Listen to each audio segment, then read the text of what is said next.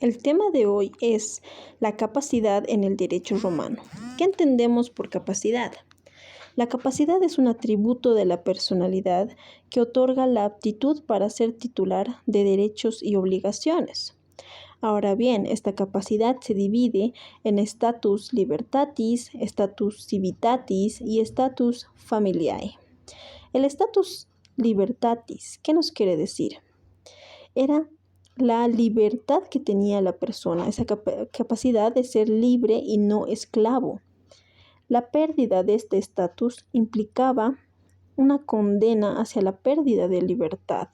Este estatus hacía que la otra persona tenga un dominio completo hacia la otra persona que estaba considerada sin libertad. Ahora bien, tenemos el status civitatis. ¿Qué entendemos por status civitatis? Es ser romano y no extranjero.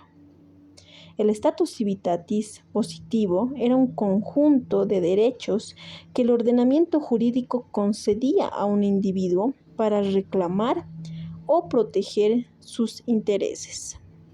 Es decir, el status civitatis hace referencia a que era el derecho civil de la persona, los derechos del ciudadano como tal. Ahora bien, el status familiae. ¿Qué podemos decir del status familiae? Este estatus tiene mucha relación con la familia. La familia, ¿qué era en el derecho romano? Ser independiente de la patria potestad. Es decir, la autoridad radicaba precisamente en el padre de familia. El status familiae era el estatus legal de un individuo, de una familia. El paterfamilias tenía la autoridad en la familia y todos estaban sujetos a él. Ahora bien, para tener la personalidad jurídica era necesario tener los tres estatus. La pérdida de alguno de estos aspectos del estatus implicaba una disminución en la capacidad, es decir, que la persona estaba reducida en cuanto a las capacidades que uno tiene como persona. Por tal razón, es necesario que una persona sea libre y no esclavo, que tenga un derecho ciudadano legal en su ciudad y en el país donde radica, y que su status familiae, es decir, su familia, esté conformada por un paterfamilias, que es la máxima autoridad. Ahora bien, vamos ahora a ver la incapacidad en el derecho romano. ¿Qué entendemos ahora por la incapacidad?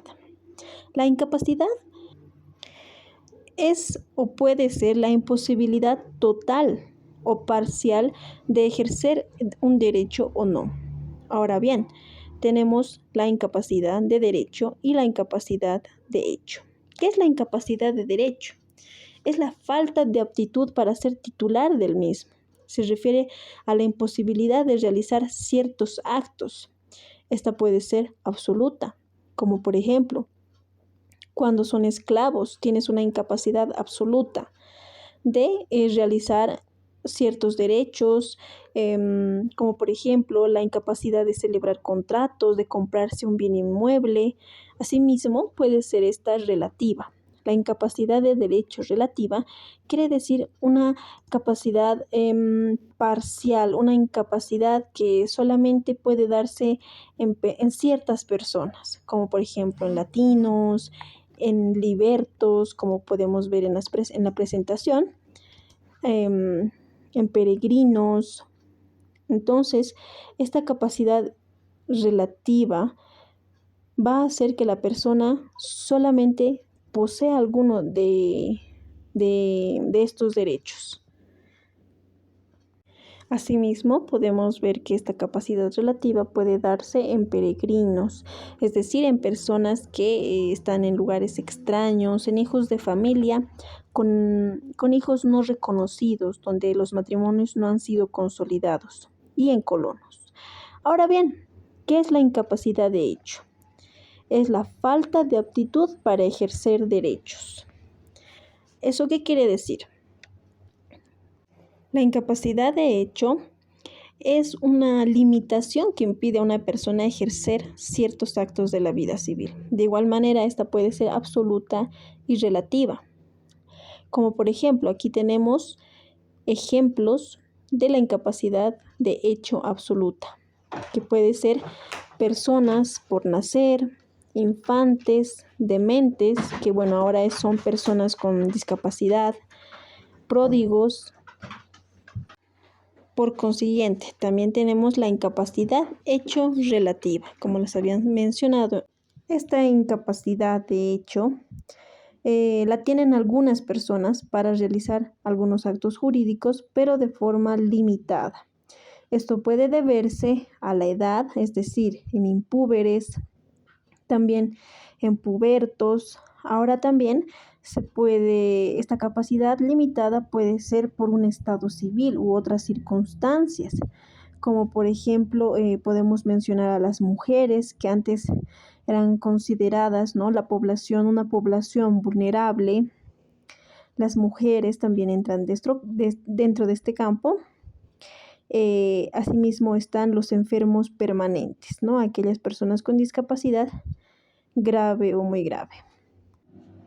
Es necesario mencionar que esta incapacidad de hecho se diferencia de la incapacidad absoluta, ¿no?, que es la facultad para intervenir en algunos negocios y actos jurídicos. Un punto también muy importante es que a diferencia de los incapaces absolutos, los relativos pueden estar representados o bien autorizados por un representante legal, alguien que esté a tutela, que tenga la tutela de las personas, ¿no? En el ámbito de salud, como por ejemplo, podemos ver que las personas con enfermedades mentales, como la esquizofrenia, las personas con demencia avanzada, como la enfermedad del Alzheimer, las personas con discapacidades intelectuales graves o muy graves. Asimismo, las personas con lesiones graves que limitan significativamente la movilidad o la capacidad de comunicación. En el ámbito de las sucesiones, las incapacidades relativas son prohibiciones de suceder por la vía de la herencia testada. Es un punto importante que no se debe olvidar, ¿no? En el examen probablemente ingrese esta pregunta. Bueno, ahora que ya hemos visto estas dos capacidades e incapacidades, vamos a ver las modificaciones de la capacidad jurídica, donde resalta capitis de minutio. ¿Qué quiere decir esto? Esto es un aforismo latín que hace referencia a la pérdida de la capacidad jurídica de una persona. Ahora bien, la capacidad jurídica era susceptible de experimentar alteraciones, pudiendo aumentar, reducir o desaparecer en el curso de la existencia de la persona física. Estas se dividía en capitis de minutio máxima, capitis de minuto media y la de minuto mínima. La máxima nos quiere decir que es la pérdida de la libertad, que acarrea la pérdida de los estatus posteriores, como por ejemplo la pérdida de la libertad, de la ciudadanía y de la familia. Un ejemplo claro podría ser el ser convertido en esclavo o prisionero de guerra. ¿Por qué te podrías convertir en esclavo? Por deudas. Esa era una de las causas más sobresalientes por las que alguien se convertía en esclavo. Ahora bien, la capitis de minutio media. Esta es la pérdida de la ciudadanía sin la pérdida de la libertad. Es decir, que había una pérdida de la ciudadanía y de la familia, pero sin la libertad personal. La persona no era considerada un esclavo. Asimismo, tenemos la capitis de minutio mínima, que es una alteración del estatus familiar. ¿Qué nos quiere decir? Que hay una pérdida o cambio del estatus familiar, pero sin la pérdida de la libertad ni de la ciudadanía.